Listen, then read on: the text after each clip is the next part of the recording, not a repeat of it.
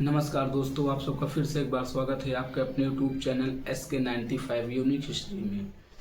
आज मैं आप सबको एक ऐसे कब्रिस्तान के बारे में बताऊंगा जिसको सुनने के बाद आप लोग बोलोगे वास्तव में ऐसा कब्रिस्तान के अंदर हो सकता है, इतनी बड़ी घटना घट सकती है।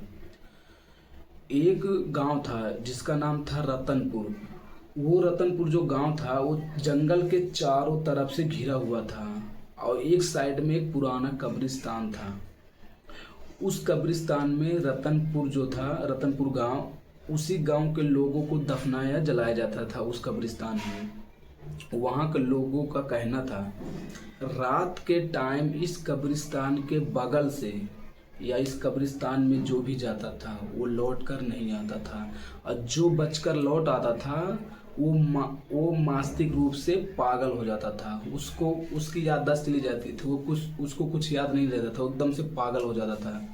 वहाँ के लोगों का मानना है कि ये जो कब्रिस्तान है ये श्रापित है, इसमें आत्माएं भटकती हैं।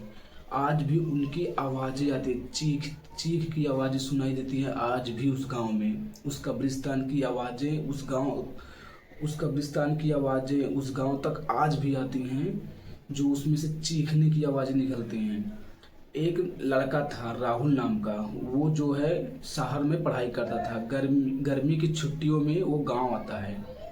जब वो गांव आता है तो इस कब्रिस्तान के बारे में बहुत सुनता है। तो जिस दिन पहुंचता है उसके दूसरे दिन वो अपने दादी से वो पूछता है कि दादी, जो अपने गांव के बगल में पुराना कब्रिस्तान है उसमें क्या सच में ये जो लोग बोलते हैं गांव के बहुत सी घटनाएं घटी हैं, वो क्या सच में होता है?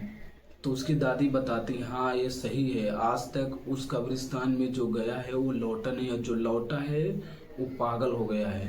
बहुत से लोगों की आज तक पता ही नहीं चली कि वो लोग, उनकी लाशें कहाँ गई, वो लोग कहाँ गए उस कब्रिस्तान में जो गए हैं, ये वास्तव में है। तो वो बोलता है क्या दादी, आप लोग आज के भी ज़माने में ऐसी बातें करते हो? आज के ज़माने में भूत प्रेत कहाँ हैं? आप लोग ऐसी ऐसी बातों पर विश्वास कर, सब अंधविश्वास है। इतना राहुल बोलकर खाना पीना खाकर उठ के चला जाता है अपने रूम में सूतने के लिए। जब वो सुबह निकलता है गांव में टहलने के लिए, वही बात वो फिर सुनता है। सब उस गांव में उसी कब्रिस्तान के बारे में चर्चा कर रहे होते हैं। तो वो फिर रात में आकर अपने दादी से ही बात पूछता, तो उसकी दादी बोलती है ये सही, ये वास्तव में है, ये कोई मजाक नहीं है बेटा, ये सच में है।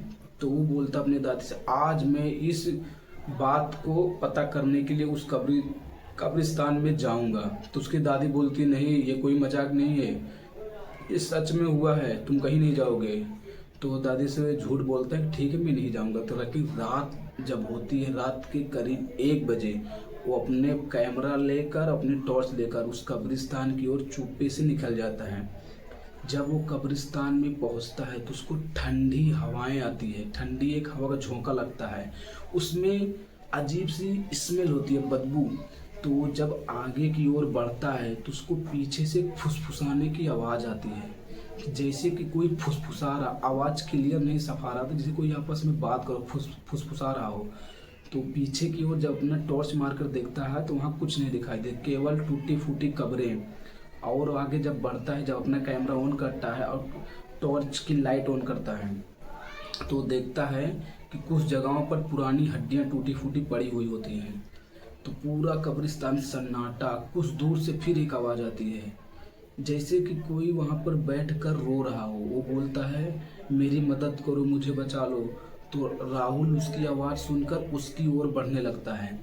जब वो उसके पास पहुंचता है तो वो देखता है कि कोई बैठा हुआ है, लेकिन वो रात में उसको फ्रेश नहीं देख पाता। उसके ऊपर जब टॉर्च मारता तो वहाँ कुछ नहीं दिखाई देता। तो राहुल डर जाता है, सोचता है ये क्या हुआ, अभी तक तो मुझे वहाँ कुछ दिखाई दे रहा था, आवाज़ भी सुनाई दे रही थी, जब मैंने टॉर्च मारा तो वहाँ कुछ नहीं दिखाई दिया। तो वो सोचता है कि मेरे मन का भ्रम होगा। तो कब्रिस्तान के जब और अंदर जाता है तो पीछे से फिर एक आवाज़ आती है, उसको पीछे से आवाज़ आती है कि तुम कौन हो, कब्रिस्तान में क्या कर रहे हो? तो बोलता है कि मेरे अलावा कोई और है क्या कब्रिस्तान? जैसे ही पीछे मुड़कर देखता है तो वहाँ फिर कोई नहीं होता है। वो सोचता है मेरे मन का भ्रम है, क्या है कि मुझे कोई भरमा रहा है इसमें। तो वहाँ पे थोड़ा थोड़ा डरने लगता है। तो सोचता है कि बहुत हो गया, चलो निकलते हैं। जैसे कब्रिस्तान से निकलने की कोशिश करता है, जब वो पीछे मुड़ता है तो फिर से पीछे से एक आवाज़ उसको आती है, तुम कहीं नहीं जा पाओगे, तुम अब यहीं रहोगे हम लोगों के साथ। इतनी आवाज़ सुनकर उसका दिल थम जाता है। वो पीछे मुड़ने की उसके अंदर ताकत नहीं होती, पीछे मुड़कर देख लियो वो बोल कौन रहा है। जैसे ही पीछे मुड़कर देखता तो 19-20 साल का लगभग एक लड़का होता है। वो पूरा फ्रेश नहीं दिख रहा होता, दूर होता है। तो वो टॉर्च जलाकर राहुल उसके साइड जाने लगता है। जब उसके पास पहुंचता है, देखता है तो उसके आँख में, उसकी जो आंखें थी वो बाहर निकल गई थी। उसके उस आँख की जगह पे केवल गड्ढा था, काला काला गड्ढा, और उसके आँख से खून टपक रहा होता। उसके साइड से बहुत ही ज़्यादा बदबू आ रही होती है। तो राहुल ये सब देख के डर जाता है, वहाँ से भागने की कोशिश करता है। तो एक कब्र से और आवाज़ आती है, बगल में टूटी फूटी जो कब्रें होती हैं उसमें से आवाज़ आती है, तुम कहीं नहीं जा सकते, अब हम ही लोग के साथ में रहोगे। आज तक यहाँ जो आया है हम लोगों ने कभी नहीं जाने दिया, तुम भी नहीं जा पाओगे। तो राहुल ये सब देखकर बहुत ही ज़्यादा लाइट कैमरा सब छोड़कर भागने की कोशिश करता है। वो जो है भाग नहीं पाता, उसका पैर जैसे लगता है ज़मीन में जम गया हो। वो भागने की बहुत कोशिश करता है लेकिन भाग नहीं पाता है। वो जोर से चीखता है। किसी तरह रात बीतती है। वहाँ उसका जो फ़ोन था, कैमरा था, टॉर्च सब कब्रिस्तान गेट के बाहर पड़ी हुई होती है। तो एक आदमी उधर से जा रहा होता, देखता है तो सामान जो पड़ा हुआ होता है। तो गांव बोलता है कि आज फिर कोई आदमी शिकार हुआ है कब्रिस्तान का, उसका सामान इधर पड़ा हुआ है।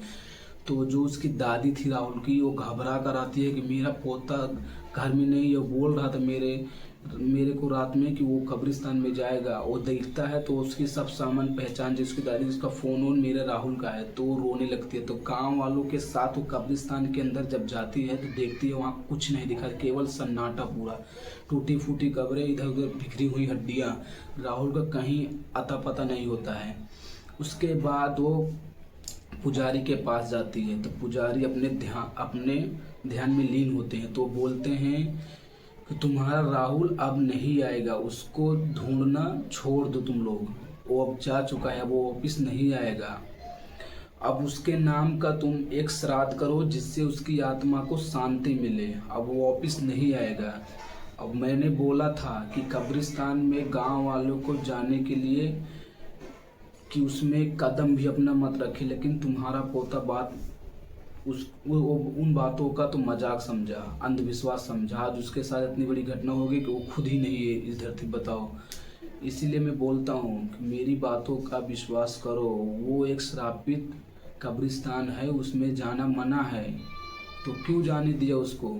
अब वो वापस नहीं आएगा। तो उस दिन से जब भी आधी रात होती, राहुल की चीखने की आवाज़ आती, सब लोग को सुनाई देती। सबको पता था कि वो राहुल की आवाज़ है, लेकिन कोई भी वहाँ पे जाने की हिम्मत नहीं थी कि राहुल अभी जिंदा है कि सच में मर गया है। उसकी आवाज़ रोज सुनाई देती, लेकिन वहाँ पर कोई कभी नहीं गया इसको पता भी करने के लिए वो सच में भी जिंदा है कि मर गया है। इतना सबके अंदर खौफ था, अभी भी उस कब्रिस्तान में जाने की किसी की हिम्मत नहीं करता। रतनपुर गांव अब एक खंडहर हो चुका है, उस गांव में कोई नहीं रहता। उस कब्रिस्तान के डर की वजह से सब